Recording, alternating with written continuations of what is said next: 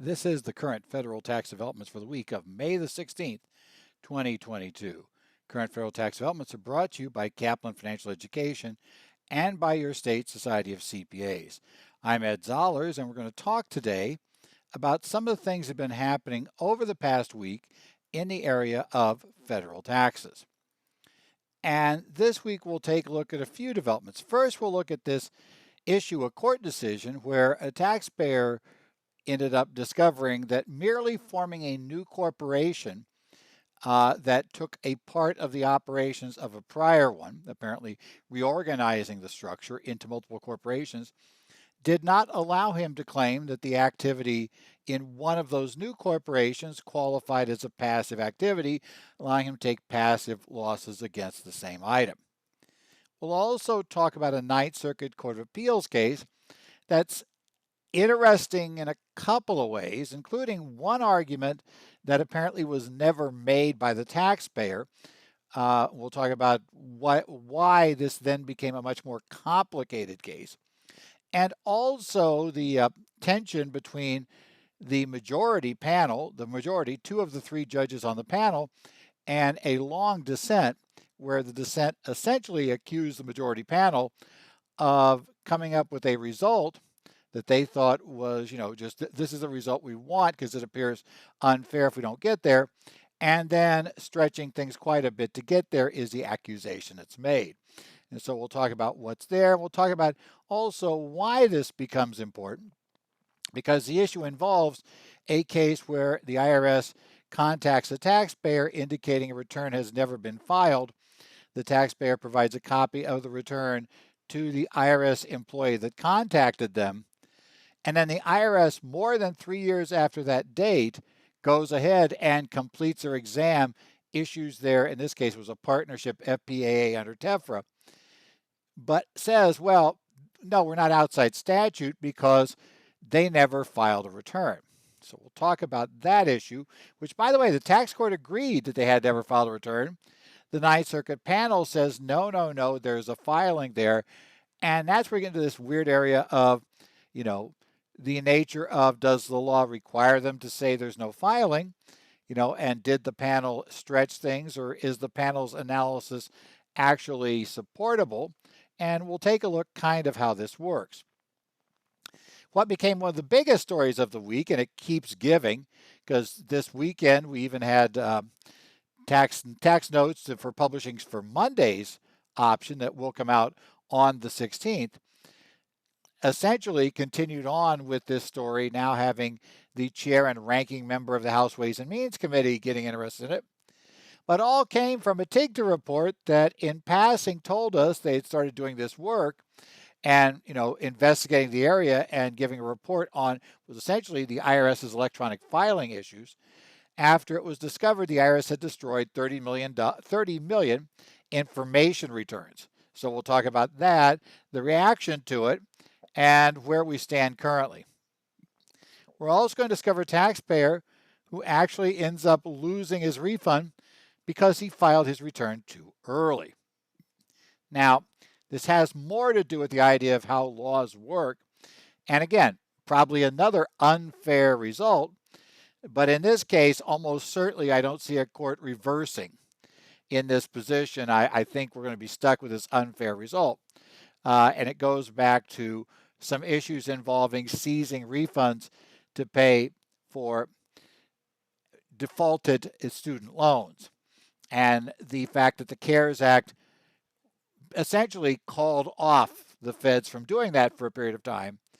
And unfortunately, the taxpayer filed just before the CARES Act came in and could have waited and filed his return for 2019 after the CARES Act. Had he had the crystal ball knowing what was going to be in there, he would have kept his refund, but he lost it. Finally, we're going to take a look at a taxpayer who claimed that, yes, she had signed an extension of time for the IRS to assess tax during the examination in question that had finished. She was at the appellate conferee. She had not yet provided, at least the IRS says, she had not yet provided information. She still had information to provide. She hadn't done so by the date she had told them they were going to do so. But in any event, at that point, then the IRS, had the extension of time, and she signs it. She claims she signed it under duress. We'll talk about why the court determined that no, it's not. And then also the whole reason of why do we have these situations where the IRS asks the taxpayer to extend the statute. Does the taxpayer have to? And what can the IRS do if the taxpayer decides not to do that? And at what point does the IRS communicating what they could do cross the line from merely providing information to effectively putting a taxpayer under duress? And so we'll talk about that as well. So let's start out with our first case, the case of Rogerson versus Commissioner. This is Tax Court Memorandum Decision 2022-49. It was issued on May the 12th, 2022. And it's an interesting case because we're going to look at something in the passive activity rules. Now, for those who are not aware, the passive activity rules, we have regulations at 1.469-5T. And at A there, that's where we define what represents material participation. And at 5A, one of those tests is the 5 of 10 prior years test. Now, these 7 ways of showing material participation. Quick review of the passive loss rules. If you have a business activity, we must determine if you're an individual or certain closely held corporations. If the activity qualifies as one in which the taxpayer materially participates, or if it is an activity in which there is no material participation and which is therefore classified as passive. Now, passive activities are a special category. To the extent passive activities have losses, those losses can only be deducted to the extent of passive activity income. Or when we get to the final year, when we have had a taxable disposition of the activity, then we have a special rule that can treat it as non-passive. But in general, if we're going to take this loss, that's a passive loss, then we're going to have some non-passive income. Now, the IRS gives 7, and it's under this temporary reg, it was an exclusive 7 ways to materially participate. And those ways, quick review, if you have more than 500 hours in the activity, if you do everything necessary for the activity, if you did more than 100 hours and you have more hours of material participation than anybody else in the activity, under the significant participation activity test, and SPAs are interesting. You take all of your activities which you have not qualified under any of the other 6 tests as materially participating, in which you have at least 100 hours in that activity. So you take those at least 100-hour activities that aren't otherwise materially participating. You add up your hours there. If the total hours in all of those significant participation activities is more than 500, then you materially participate in them all. If the hours are less than 500, then you end up not materially participating in any of them. That's that math on that one.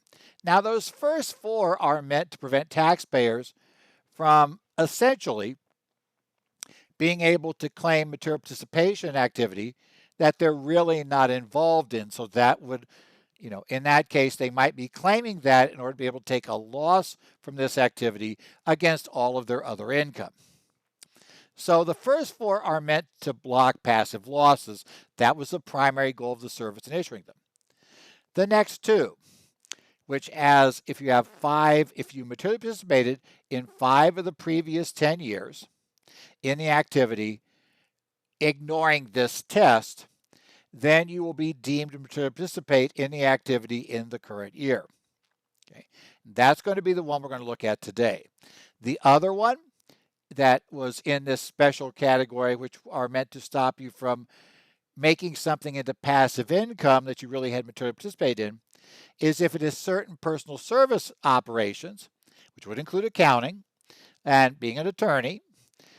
If you materially participated in any 3 prior years, no matter when, anytime in the past, in this activity, then it will always be considered to be a material participation activity for the taxpayer. And then finally, category 7 is the facts and circumstances test.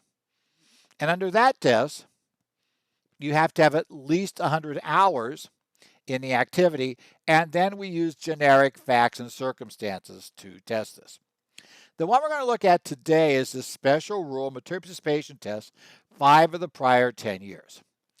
Now, since that was meant to stop you from taking something that was not passive in, that you had materially participated in the past, and now reducing your hours in it, but still having a flow of income like when you retire, but you still hold your S shares, for preventing you from using that flow of income to allow you to deduct these other passive losses you might have accumulated. So in this case, we have the 5 of the prior 10 years test. Mechanically, what this really means is you're going to have to wait until we get, a number of years out to push.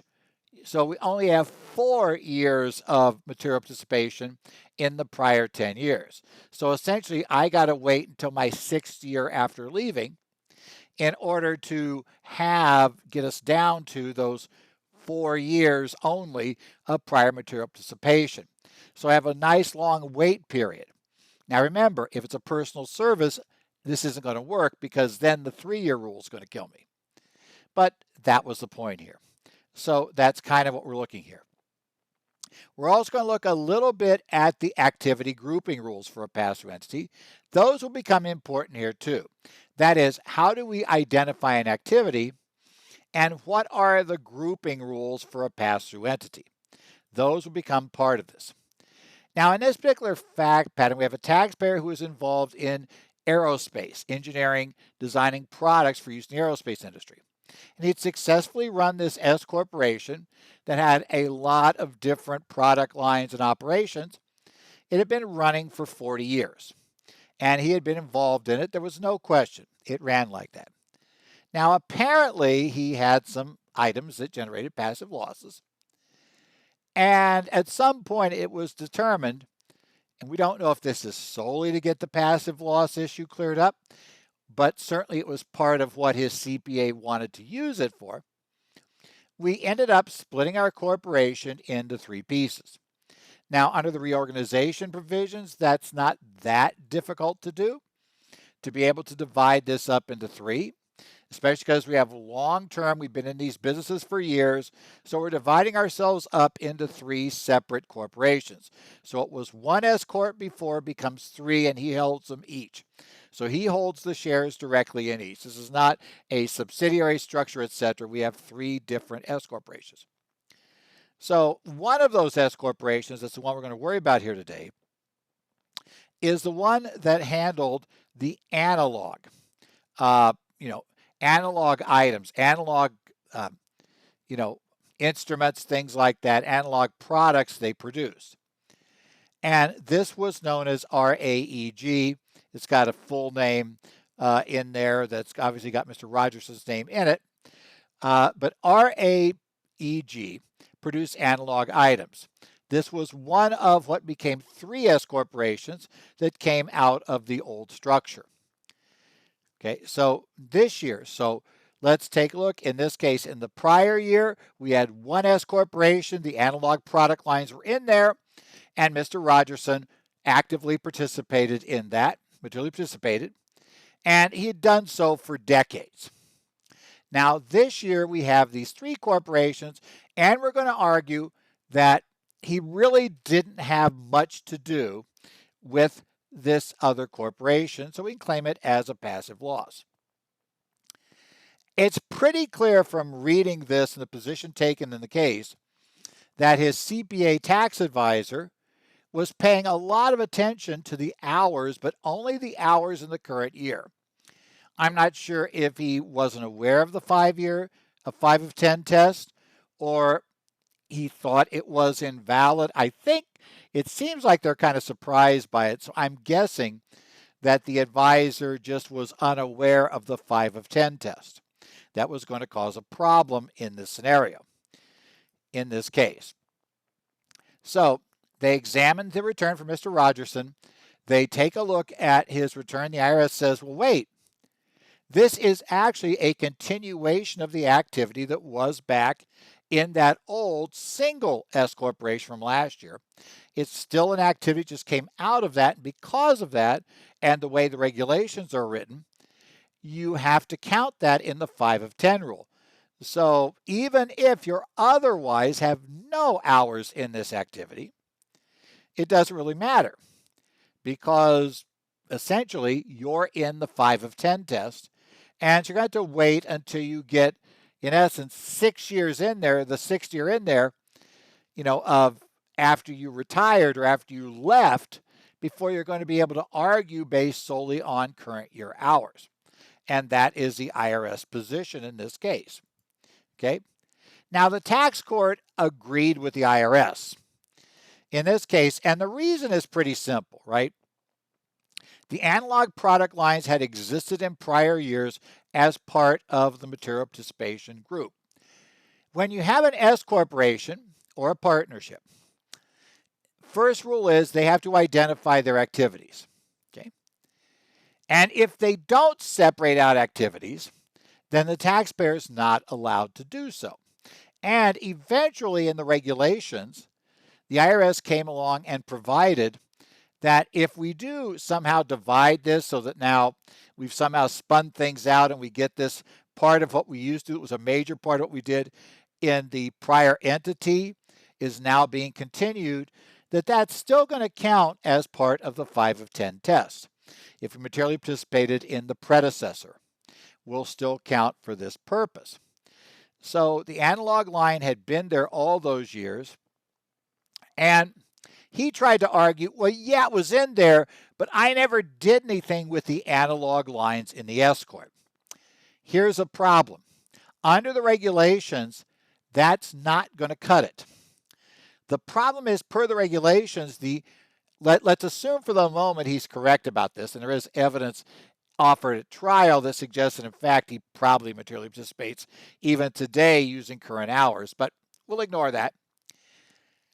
Even if we accept that he is not, that he never had anything to do with the analog lines, the problem is that the old S corporation had to, in the first year available, separately identified that activity as a separate activity. In essence, put out at least 2 activities, the analog product lines and everything else, and have consistently reported those as separate activities. Since the S corporation decided not to do that work, and it's going to be true if they had no clue that that was a decision they could have made. But since they didn't do it, we are stuck now with all of that, everything that S corporation did being a single set of activities, and he materially participates by looking at his work inside anything in there. If we get over that limit, then he materially participates, and that has been his position on the returns for a number of years. So the hitch is he had been materially participating. Now, they tried to argue a case we discussed a few years ago here, the Hardy case. If you remember the Hardy case, it was a surgeon who had invested in a partnership that was essentially a surgery center, and some of Dr. Hardy's surgeries took place in the surgery center. Now, the catch there became that he had been reporting for years, the doctor, his partnerships has essentially material participation. He had materially participated in the partnership for a number of years. And the IRS attempted to claim, well, see, here's the catch. He did that because the prior CPA, in this case, because the new CPA came and changed it, and that's how we ended up in court. But the prior CPA had apparently decided that since he was doing surgeries in there as part of his surgical practice, that somehow made him materially participate. We don't know why. But so the taxpayer tried to say, well, this is just like Hardy. And you allowed Dr. Hardy to treat the surgery center income as passive activity income, saying he never really materially participated in the surgery center, despite previously treating everything as material participation. And the tax court properly pointed out that the key difference here is this wasn't one entity that had Dr. Hardy's all income. It wasn't like his medical practice also included the surgery center. Rather, they said the IRS had tried to argue there was an implied grouping. And the court said there are no such things as implied groupings. But there is an implied grouping in the context of a single entity, right? The regs are very clear there that we have to separate the two. Dr. Hardy had two different entities in which these two activities took place, and therefore when the court ruled that they had been wrong forever and the Surges Center activity was truly passive, that's fine. He had never grouped it with something that we were testing the group as a whole. Had he ever truly grouped the Surges Center with his medical practice, yes, he would have been in trouble. But that's not what Dr. Hardy did. In this case, they did do the grouping because the S Corporation didn't take the time to segregate out analog products. That was going to be a key issue. Now, okay, under the regs, the taxpayer is dead to rights. There's no option, right? They cannot win under the regs, and that's very clear. Look at the regs. It's pretty clear this isn't going to work. So now they tried a secondary approach to save this. They're going to say, well, the problem is that the regulations themselves, we believe they're invalid. And they attacked it on 2 points. One, that they were simply improper. They were simply an improper interpretation of the law. And then number two, they tried to attack it due to saying that, well, they hadn't gone through the right process in adopting these temporary regs. So let's talk about the first one to start. They said that, look, these regulations for passive activity under 469 provided for your participation. Right? We're going to test you to see if you materially participate. And clearly this is an annual issue you look at. So they argued it was inappropriate for the IRS to consider anything except hours in the current year for purposes of determining if you materially participate. Now the court found no. The first thing is 469 gives the IRS very, very broad powers to write regulations to determine what represents participation and what doesn't. Right? These were in 1986. They were put together as part of the 86 Tax Act, is where 469 came in. And the point of this was try to shut down what had been it had gone wild by that point. I was in practice at the time, which dates me, but it was a wild situation of establishing all of these partnership flow-throughs, etc. They had tried the at-risk rules to shut them down, and that was a total failure. So they came in with this broad thing and gave the IRS the directive to essentially write regs to shut this down. The court found that nowhere did Congress ever say the test was going to be purely an annual, based only on annual hours to determine participation. The IRS had the right to define it. So the court found that there is nothing in here that suggests that this is beyond what Congress would have deemed acceptable or beyond what Congress wrote. Again, that's really the main thing we're looking at here is the regs as written, or not the regs, but the law as written, seem to give the IRS a lot of power here. So the court said, now we're not buying the theory that the regs themselves are invalid.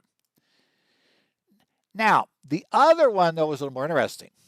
They tried to argue under the Administrative Procedures Act that these temporary regulations had not been properly, sufficient notice and other steps had not been properly fulfilled.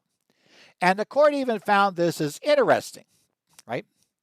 In essence, they found this as interesting, saying, well, in that case, let me go ahead and, give myself the right thing here. If you're on the screen, I'm having a little fun with this. As I get myself back to there we go, right? So they said, well, in this case, okay, maybe there's a problem here and these temp regs shouldn't count as enacted.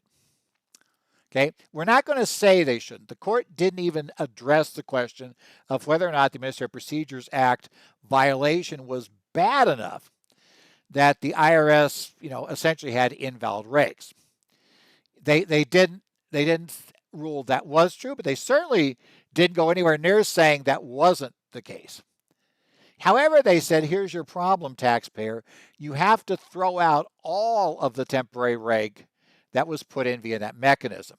You can't just go in, with razor sharp and just remove the one thing you don't like and take that out. Rather, we have to take out all of it. Now, we're not told why the court made that point, but I suspect I know why. My guess is they were relying on if that one wasn't there, they're going to try to raise the argument the taxpayer didn't have 100 hours in the activity. And without 100 hours, if they don't do everything required in the activity, which he clearly didn't, a whole bunch of other people were involved in this business. If he didn't have at least 100 hours, he really couldn't qualify under anything except personal service, and this isn't personal service, so he wouldn't have qualified under the regulations. This was the only way that they could trip him up if he had less than 100 hours. I suspect, though, now that would have then got you to a long argument of did he stay below 100 hours? Well, the court wasn't going to go there. Rather, the court said, so we get rid of all of those, ignore everything the IRS told us there, and just take a look at the law itself, which essentially talks about you have regular continuous activities. And they said, and using that solely as what we work from, and the IRS, and we're in this theoretical world where there's no IRS other guidance, you're going to say, look, we know you were deeply involved in this. You met with management constantly. You knew every employee. You had to approve a whole bunch of things. This guy is a real detail guy, and there were lots of things he had to improve. He dealt with customers. He had all of these activities in the analog area that could be documented. And so the court said, well, even if we ignore this reg entirely and go back to just the law without the IRS guidance, we're saying you materially participated. That's the way this would work. So unfortunately, he didn't win there. As I say, I seriously suspect they were trying to rely on other part of the regs that was no longer around, but didn't work. So end of the day, taxpayer materially participated, and as such, he could not use the income from the analog division to allow him to deduct passive losses. Now, there's another part of the case that deals with his yachts, which were found to be passive, and they did lose money. So that was more of an issue. One thing to note here, though, is the taxpayer, even though he got hit with a pretty big tax bill at the end of this, he did not get hit with penalties. The court found that he had relied on the CPA.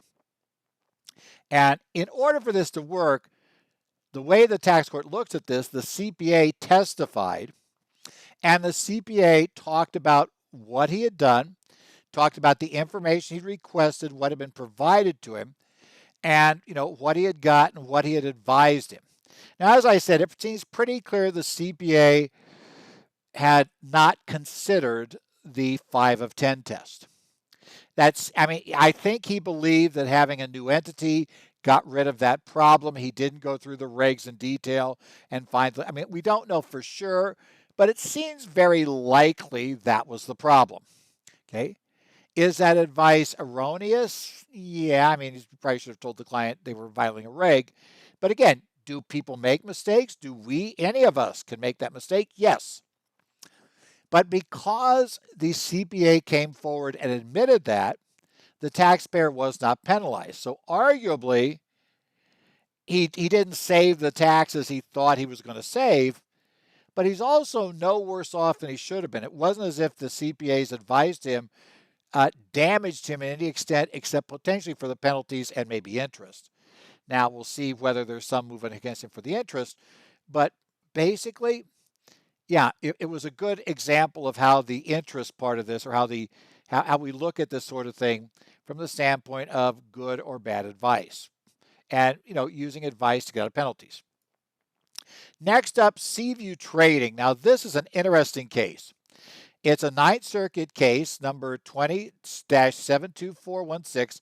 May 11th, this got released. And this looks at the statute of limitations for the IRS to issue a final partnership administrative adjustment request under the old TEFRA rules, but the basic concept will apply with any sort of IRS exam situation. In order to start the statute, we're all used to this, right? If you don't never file a tax return, the statute never starts. So that's the number one rule. Now, the question we have to decide here is, what is filing a tax return? Now, the regulations, the Congress does grant the IRS the right to write regulations to determine what is a filing. And the regulations for a partnership tell us that is supposed to be filed on time, right, at the office designated by the IRS in the instructions, right? You file the return there. Now, in this case, we've got to look at what that may mean, right? The taxpayer had the 2001 return as the one under consideration. Now, that return, the taxpayer believed they had filed in July of 22, or 2002, not 22. Got to remember, going back 20 years. This has been around for a while. So the taxpayer believed in July of 2002, the taxpayer had filed the tax returns for this entity. Now, based on that filing, right, it would have meant the statute would have closed in July of 2005. But later in 2005, after more than 3 years after that filing date, the taxpayer was contacted by an IRS agent who had been looking at their personal returns and indicated that the IRS didn't show a record that this partnership had ever filed a return. In response to that, the CPA who had handled Seaview provided the IRS with a signed copy of the return, as well as a certified mail receipt. Now, that receipt is one of those things. It was the old Hound of the Baskervilles, Sherlock Holmes novel, where the issue was the dog in the night, and Watson says, but the dog didn't bark in the night. And, Holmes said, that's the key. Well, we're going to have an issue here because that certified mail receipt should have made this a quick and easy case for the taxpayer to win. But we never actually see that used. So it's an interesting issue, and we'll deal with that. We don't know for sure why it wasn't, but we probably should think about why it wouldn't have been used. I think that's important to understand. So provided the agent with that signed copy and receipt. Okay, great. Now, here's what's interesting. The agent now has a copy of a return the taxpayer said was filed more than 3 years ago, right? There's a certified mail receipt. In theory, the agent looking at that and the IRS looking at it would believe they're too late to challenge anything on the partnership return. But that's not what the IRS did. And as I said, this is what gets really interesting. We have a return that apparently we've used prima facie evidence of delivery to the Ogden Service Center, which was what was required, or at least prima facie delivery of the return. Maybe not Ogden Service Center. That's where it could get interesting. But the IRS now goes forward with a full-blown exam of the partnership.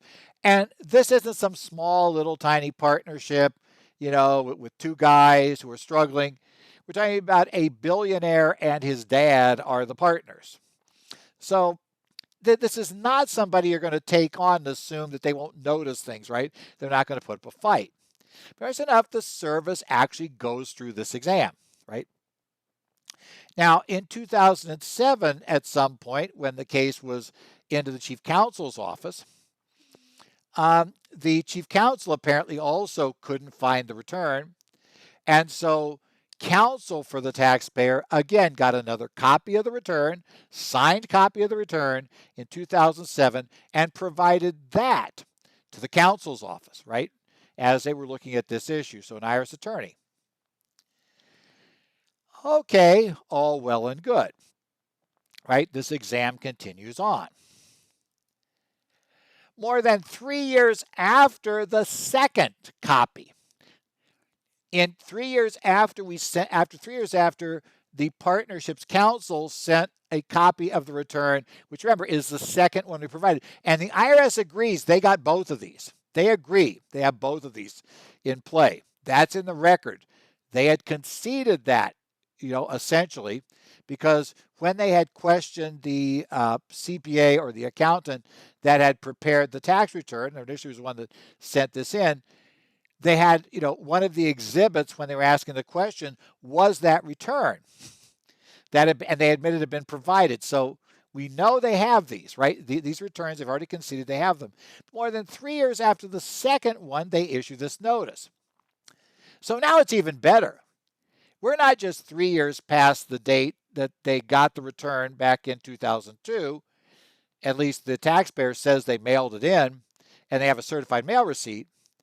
But we're more than 3 years past the date that they got a copy when they first asked for it. We're well past 3 years past that date, and even 3 years past the second time they asked for that. So one of the things that's interesting here is, why is the IRS so confident they're not outside statute? I mean, you'd think they're wildly outside statute. They're so far outside statute, and why'd they ever let it get here?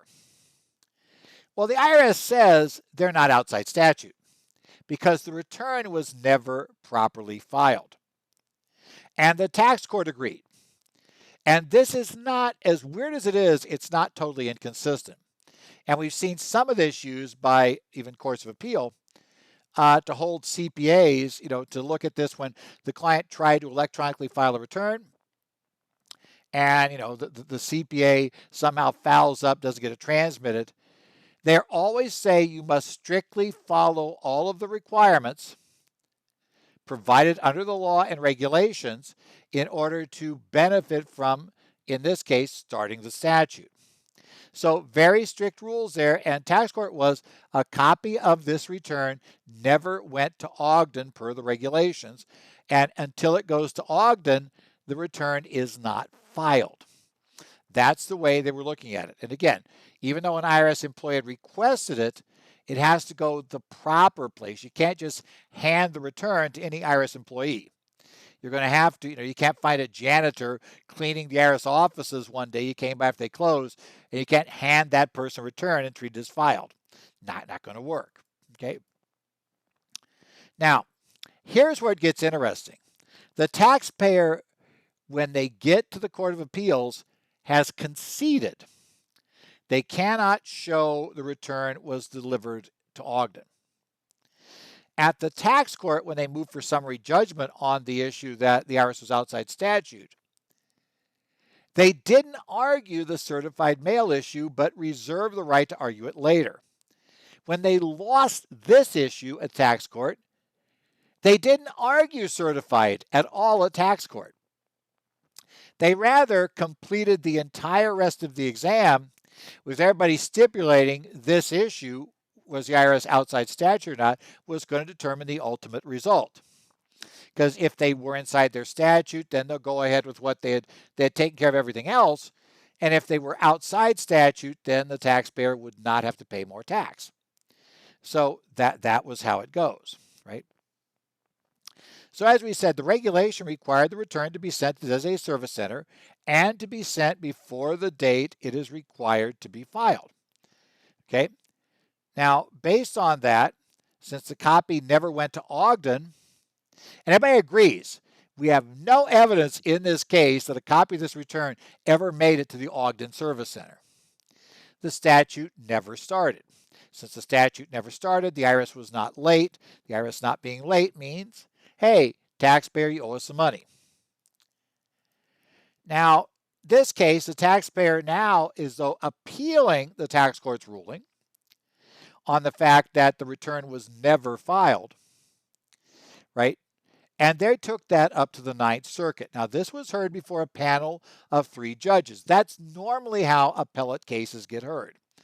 They do not have the entire Court of Appeals in the Ninth Circuit. You'd never have the entire Court of Appeals because there's way too many judges. In other circuits, sometimes we do have the entire panel. But normally the first, they try to get rid of these with a panel of 3 judges. In this case, we have a panel of 3 judges. Now, the majority ruled like this. They said, okay, the taxpayer's already conceded they can't show delivery to Ogden. As such, the taxpayer cannot show that there was a timely filing because they don't meet the requirements. For a timely filed return, To count, it's got to go to Ogden and be before the due date in question, be wherever it's specified to go to, in this case Ogden, and it has to be before the due date. However, since the return was not timely filed now, because we're saying there was no copy that went to Ogden before the due date, now we got a different circumstance, and the regulations do not provide for how we determine filing of a non-timely filed return. Since no regulations describe how to file a non-timely filed return, they held that we're going to use like a general definition. So when we handed the return to the IRS agent that first time, that amounted to the date the return was filing under the plain meaning of the term. I do think we're stretching things here. And by the way, this is what generates a 50-page dissent, where fundamentally the dissent's going to argue that under these rules, you literally could just wait till the day after the due date of the return, and then you could file it by handing a return to any IRS employee you wanted to under this definition. It's not quite. I think the majority would argue they're not quite that wild. But in theory, it would open up the option to, if I have a return that I just don't want the IRS to really look at in any detail, I really, I'm doing something, I don't want it to come up. So I want the statute to run out on this and the IRS just never see it. Maybe I let the statute tick a day extra. So I get to March 16th, don't file for the extension. And then I find the worst possible place to give it to an IRS employee, find that janitor, right, who's going in to clean the building, working for the government that night, who works for the Treasury, and I hand it to the janitor. Probably says, I don't know what to do with this, and puts it in the trash and gets rid of it. But having done that, then I've triggered the filing. Hey, and the 3-year statute runs out and the service never sees it. I'm not sure that stands up in this view, but I think the problem is they kind of have ruled that if you do it outside the due date, there are no rules. Needless to say, the dissenting judge, she wasn't thrilled with that view, right? Her long dissent tears into the majority's logic, right? And she specifically points out, if you read this opinion, the very beginning of the opinion discusses, as she said, she says, look, they come up with what she'll concede is a totally unfair and weird result would occur. That the IRS, that you're a taxpayer, you believed you'd filed your return, IRS agent contacts, say, hey guys, we don't have any copies of your return ever being filed. Can you give me a copy? And, and they were saying, can you imagine after that, the IRS then contends after you gave them a copy they asked for, that you'd never sent them a copy. Essentially, you'd never filed the return. And she said, because they wanted the result, they didn't want the result there, they essentially ignored the law to build the result. And, her theory is that's legislating from the bench. I think that's somewhat true, but I also understand how absurd the other result is. So we're there. But it does seem like the opinion would support an idea that as long as you don't file on time, there aren't any rules, is kind of and that is what I get from the opinion. As long as you don't file on time, there are no rules. They didn't write it in some way. And she does make a point. They could have tried things like promissory estoppel, but she said, but they never demonstrated the requirements there, where because nobody ever claimed the IRS told them that by handing it to the agent, that would be a filing. Now, the majority does point out the IRS has internal memos that suggest it's better, you should ask it to be filed with the agent, you should insist the taxpayer does that, etc. But I think in this case, they couldn't actually show that had happened, that anybody had ever said this would be a filing. When you gave it to the agent, everybody just kind of worked on assuming that. So I understand why they wanted this result. But honestly, they probably should have gotten at least a little more creative in determining why this result was there. I mean, do I have specifically emphasized that this only works if the IRS had specifically asked for the return, not by handing it to any random IRS employee? Because unfortunately, as written, yes, the opinion does seem to suggest that, you're past the due date, you can give it to anybody.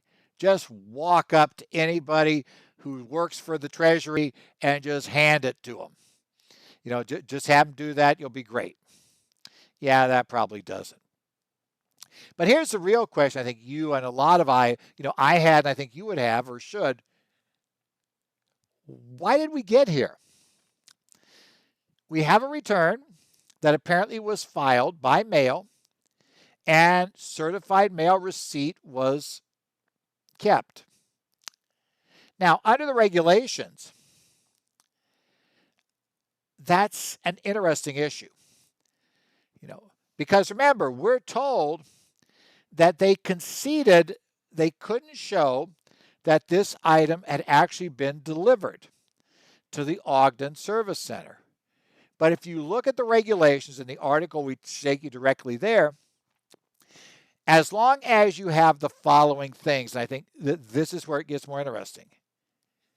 If you have a certified mail receipt, right, on which a postmark is applied by a U.S. Postal Service employee, and the envelope that was sent by certified mail is properly addressed to where you're supposed to send it, that's considered prima facie evidence of actual delivery of that document to the office to which it was addressed. Now, with that, it is considered interesting. They're conceding they couldn't show delivery to Ogden, which means there's a problem with the certified mail receipt somewhere. And I suspect that's the issue. Remember, a few things have to be done. We have to have a receipt stamped by a U.S.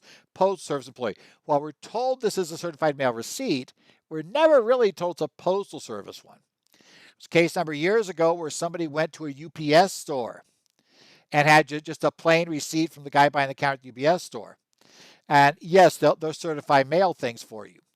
But what they do, and as we discover in this case, is, in essence, they send somebody from the office, somewhere before the post office closes, they send somebody down with their certified mail, and they have it done on that date.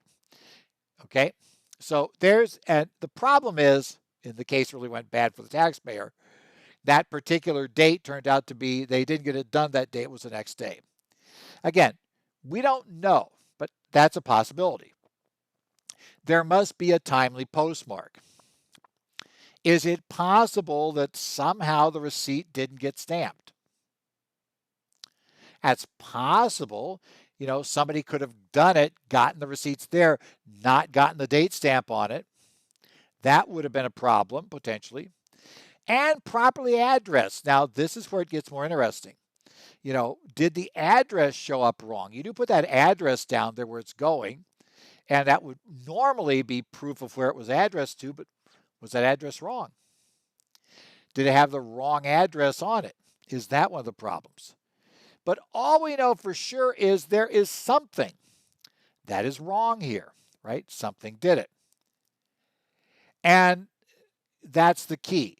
Make sure if you're using certified mail that you tick all the boxes. If you are using a private delivery service, make sure you get all the backup you need for that and you use a proper service.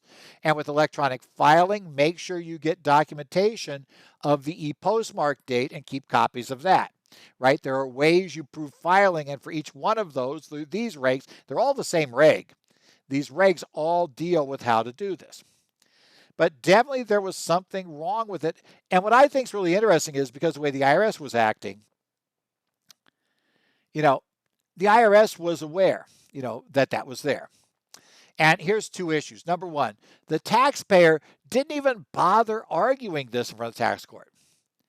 Instead of raising certified mail, and trying to get this to stick, they went through and settled the whole rest of the exam. We could have gotten rid of the exam immediately on this issue. We tried to get rid of it on the issue of that they were outside statute using the copy provided to the guy that first requested it.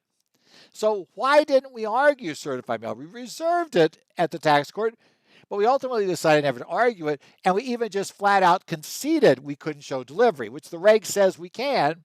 We conceded that. So something was wrong here. And I think that's made even more obvious. The IRS was very confident in this case that they were inside the statute, which means I had to be very confident that that return in July 2002, that the taxpayer could not show the filing, which means the taxpayer could not use the reg. So there was some obvious flaw. I'm betting, if I had to bet, I would bet that the postmark might not have been on there, or the address might have been wrong. One of those things. There's some obvious flaw on the receipt. I guess it could also be the UPS store issue, but there you would have expected they would have at least tried to go back, although at this point, by the time it came up, maybe it's too late, but they would at least try to go back and get that information from the UPS store to see if they have the real receipt. But yeah, that's, I think those are the key problems. There was some obvious flaw, as I could see this, it would seem. I'd love to know what it was, but to me, the IRS was too confident that the taxpayer couldn't prevail on the certified mail issue, and the taxpayer appeared to be just as pessimistic that they couldn't prevail. So everybody seems to be sure it didn't work. That's kind of interesting. Here's what became the biggest story of the week, honestly. The IRS admitted to destroying 30 million paper information returns. Now, actually, this was alluded to back in September of last year, but this one, for whatever reason, took off bigger. And this is actually found in a TIGTA report. A service rights strategy is needed to address challenges limiting growth in business tax return electronic filing. TIGTA report 2022-40-036 issued on May the 4th. In passing in the TIGTA report, it was mentioned that the reason why they're looking at increasing business electronic filing was driven by the fact that the IRS had admitted to them that in March 2021, they had destroyed 30 million paper information returns from 2020, right? The 2019 information returns that hadn't been processed, they destroyed 30 million of them, okay? And this was just admitted. Now, at this point, people get upset. Lots of tax professionals were upset that the people might be penalized in this area because there'll be no evidence the return was ever filed. That some other problems may come with the taxpayers who should have been the recipients of these. Did they destroy things like 1098s? Because it really didn't tell us for sure, aside from 1090 miscellaneous, as an example, the sort of information return they might have destroyed. Could somebody have problems with their mortgage interest rules now? All of those issues, they were very upset. And just the fundamental problem was people had spent hours putting together these 30 million information returns, and essentially all of those hours were now wasted when the service trashed them. Now, the IRS justified trashing these by saying that once they get into a new tax year, they reprogram the computers and they can no longer process prior year information returns. They cannot get into the system. They also said they had thought about just holding the paper copies and not having them in their system, but then they discovered it would be very, very difficult for them to retrieve any of that data. And there was some speculation article that came out on, basically it's going to be in Monday's Tax Notes Today Federal, but that always gets published on Saturday morning, where they speculated that in fact, maybe the problem is there are special rules under the taxpayers' rights now that the IRS has to produce all documents they have. And the thought was that if they had those, they really wouldn't be able to produce them. So they had to destroy them since they couldn't produce them, and otherwise they'd violate that law. Don't know to, but it was all tied up due to the backlog. That's where we got all messed up with this. Tax professionals, as we said, there was quite a furor among tax professionals about the wasted time, potential penalties, etc. The IRS afterward, like the next day, another article in Tax Notes, The IRS issued a statement assuring everyone that there will be no harm to taxpayers, no penalties, no other issues. In essence, they just had no way to deal with them. They would never be in the system. They had no way to get them in the system, so they've just trashed them out. That was the most rational thing to do.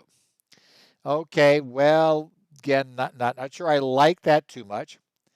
And it also then came out then on the next day, now this will be Monday's Tax Notes Today Federal, that the ranking Republican member and the chair of House Ways and Means, so Representatives Neal, the chair, and Brady, the ranking Republican, have essentially told the service that they need some briefings. And,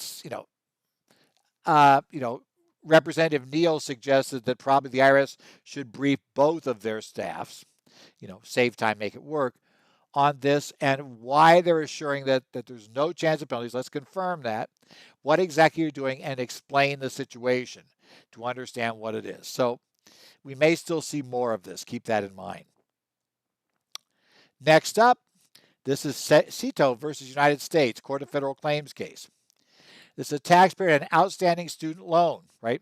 And by the way, this is docket number 1:21-CV 01497. This came out on May the 5th of 2022.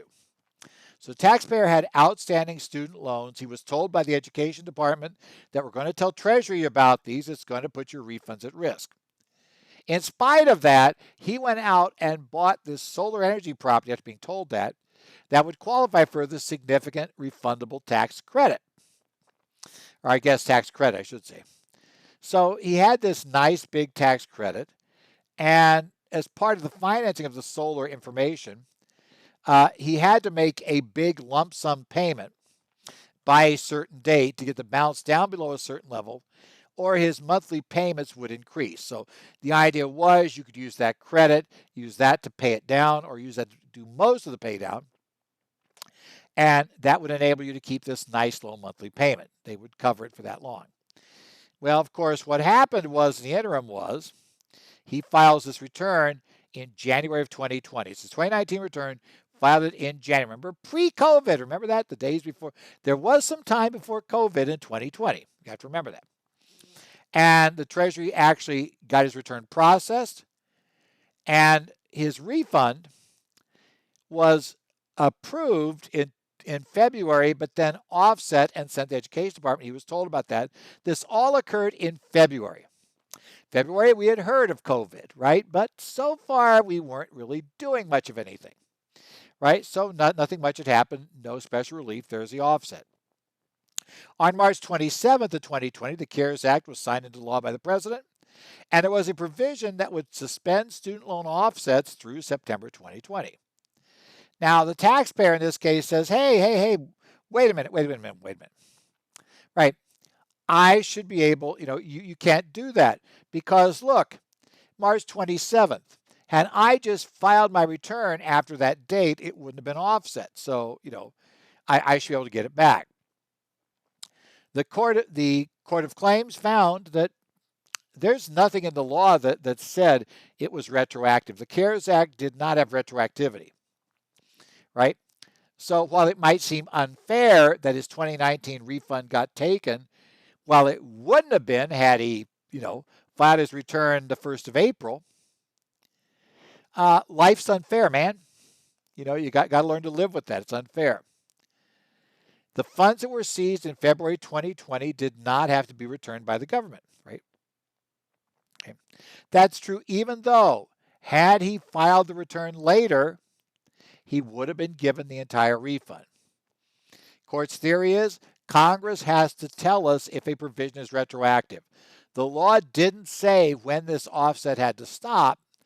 So, the panel says, well, we would presume that it's effective as of the date of enactment, March 27th, which was over a month after they took your money. So sorry, you're too late, right? Don't come to us, doesn't help. Finally, this week, we'll take a look at the case of Everett versus Commissioner. Tax Court Memorandum Decision 2022-48. This is May 9th. Now, if you've ever been in an IRS exam, the IRS regularly asks taxpayers for consent to extend the statute of limitations, right? If we get within a few months of the end of the statute, wherever that is in the exam, could be an exam, could be an appeals, but anytime before the 90-day letter is issued, right, the notice of deficiency kicks out, we are, they'll come back and want you to extend the statute, right?